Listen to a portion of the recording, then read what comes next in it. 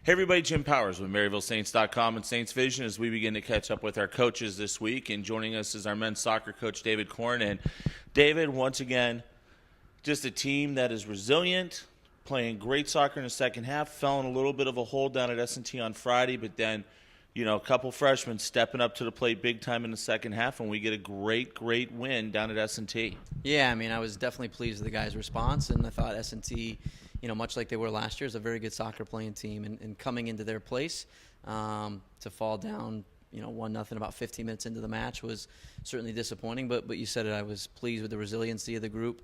I thought they were analytical in how they came off at halftime and kind of analyzed some of the situations and where we were at. And I thought they did a good job of making some positive changes in the second half. And I thought, whether that was some of our older guys in midfield like Jorgen Pedersen or, Eric Schaefer, to, like you mentioned, we get 2 goals from a couple of freshmen. And that was kind of the key coming out of halftime, was we thought individually we could do a little bit more to finish some of our chances.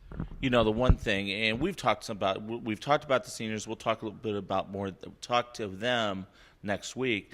But this freshman class has really come through for your program this year. You've gotten contributions from nearly each and every one of them. Yeah, we're fortunate again to have some talented players throughout the course of the class, and it's been interesting. Over any course of a season, you're going to have injuries that come up. You're going to have guys that are in good form, guys that take time to adjust. And as a freshman, it's completely different for some of these kids, whether they're from 2 hours away in Carbondale or whether they're from across the globe. So it's a big adjustment to school and life, and I give them a ton of credit that they've handled that really well. And I think that goes back to our older players and returning guys setting a good culture and integrating those guys in. And I think despite some injuries at times from our younger guys early in the season, they really came through that and progressed and developed, and excited to see how they continue to push in their development over the next couple of weeks.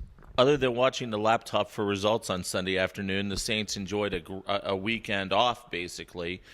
We talked about it last week, but couldn't come at a better time for us. Gives us a little bit of time to rest our legs and really get ready for a 3-game stretch that's going to determine a lot of different things on a lot of different levels. Yeah, for sure.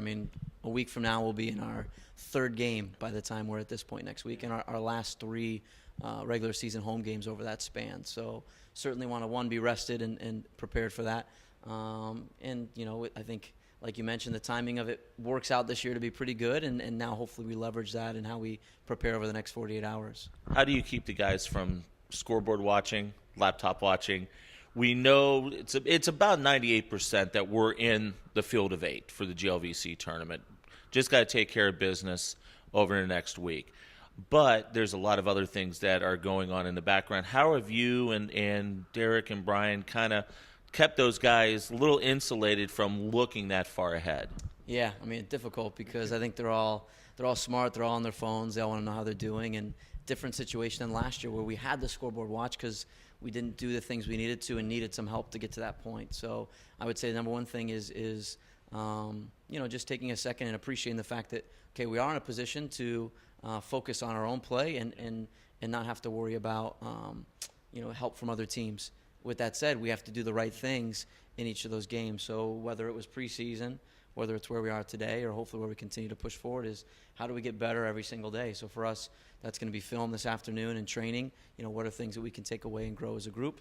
Same thing going into Friday's performance. I think if we keep really focusing on that, then the rest will take care of itself. And the nice thing, too, is the guys get to sleep in their own beds now for the next 7 days. You don't have to take a long road trip to play and stay in a hotel. You get the crosstown derby with UMSL on Friday night, and then you head over to McKendree on Sunday, and then we finish a week from today over on Maryville Field against UIndy. So that's got to play into it as well, is just being able to stay on your own schedule, basically. Yeah, we're getting them all memory foam toppers for the dorm beds. So definitely nice. I think there's some familiarity when we play at home and get to prepare that way, and it is different when you're on a 45-minute van ride to when you're spending 4 or 5, 6 hours on a bus the day before. So those things are great. Now, again, we have to do the right things with how we prepare nutrition-wise, how we recover our bodies post-training session, and then what we do in the training session to make it realistic to what we're going to see on the weekend.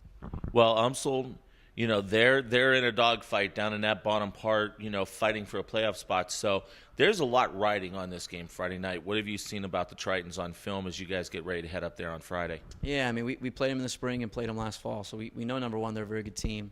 They have a coach that's been in the league a long time and has had a ton of success, so we know they're going to be well prepared, and they come with a player who's the leading goal scorer in the conference. So certainly a team that can score goals, certainly a team that can create chances, and we've got to be aware of what some of their strengths are. I know Coach Zuniga will do a good job to prepare our guys that way, and Coach Woodward will have Christian ready in goal. And now the biggest focus is, how do we perform and how do we impact the game over the course of 90 minutes. Awesome stuff, David. Congratulations on the week. Thanks so much. We'll talk to you next week. Thank you, Jim. Appreciate it. David Korn joins us, and we'll have all the action for you from North County, St. Louis on Friday night. Guys are going to kick off at 7:30 from UMSL. We'll have the action on the GLVC Sports Network. Also be able to follow us on Twitter at Maryville Saints. And then Sunday, also on the GLVC Network, the men will be taking on McKendree. That's a 2:30 kick. They'll go on the air over at McKendree at 2:25. For Coach, I'm Jim Powers. Thanks so much for tuning in to MaryvilleSaints.com and Saints Vision. Have a great week. And as always, go Saints. Go Saints.